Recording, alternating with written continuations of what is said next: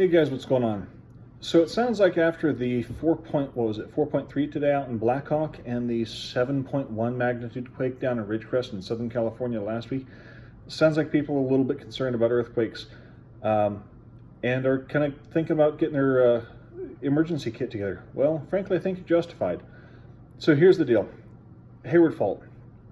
For those of you that are living under a rock or are new to the Bay Area, it's considered the most dangerous fault in the country. The last time it went off was somewhere around 1860-ish.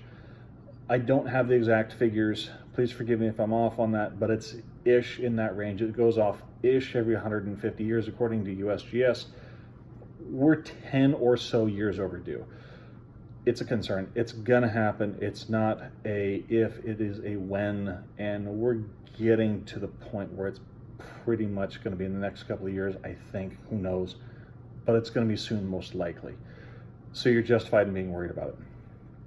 The last time the Hayward Fault went off, it was considered the Great San Francisco Earthquake, but there was hardly anybody here. The whole Bay Area was just basically one giant farming community, except for San Francisco, from what I know. Shortly after the gold rush, this was nowhere, with the exception of San Francisco. Now we're this hub of technology worldwide. And so there's millions upon millions of people living here. And when this sucker goes off now, Houston, we have a problem. So let's get into it. Hayward Fault, where does it run? Once again, if you're not from the area, you might not know this. It runs more or less from Alum Rock Park in San Jose, all the way up through Fremont, Hayward, and Union City. It more or less follows 680 Mission Boulevard, 580, and then out into, I think it's, what is that? The bay just north of Richmond, whatever we're calling that body of water. So if you understand where that is, that's right through some of the most heavily populated areas in the entire region. When that thing severs, we're going to have one hell of a problem. When I was in 8th grade, the Association of Bay Area Governments, ABAG, was saying that it was going to cause, give or take, 250,000 people to be homeless. Now, 20 years later, with the tech boom having already happened in full, it's going to be worse. This is something you should be concerned about, I guess is what I'm trying to say. I'm personally expecting us to have multiple highways severed, including 580, 680 through the Livermore Valley is probably going to be severed. Highway 4 through, what is that, Antioch, Pittsburgh, Bay Point, that whole area.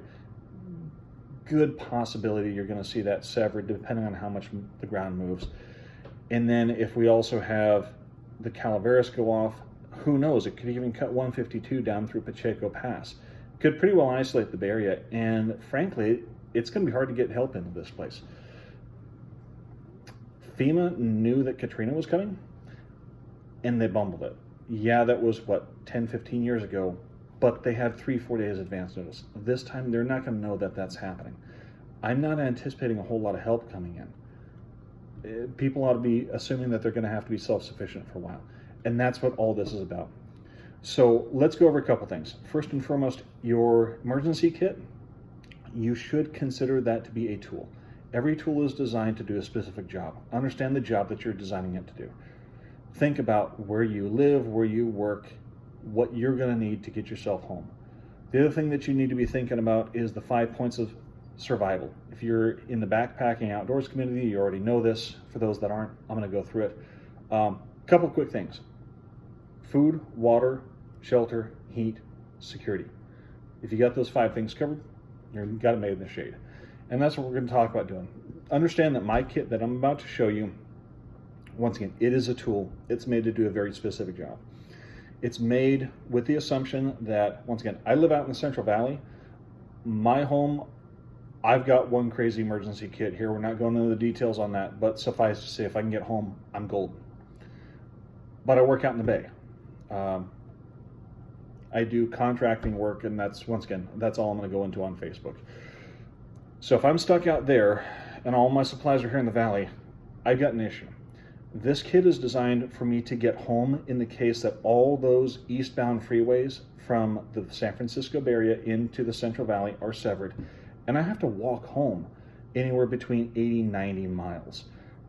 with my backpacking experience, once again, I've been backpacking off and on for 12 years, have a couple of years experience in the Boy Scouts, and also come from very much an outdoors family. This kind of stuff comes natural for me, and I want to share it with you guys that may not have the benefit of coming from that sort of a background. So let's get into it.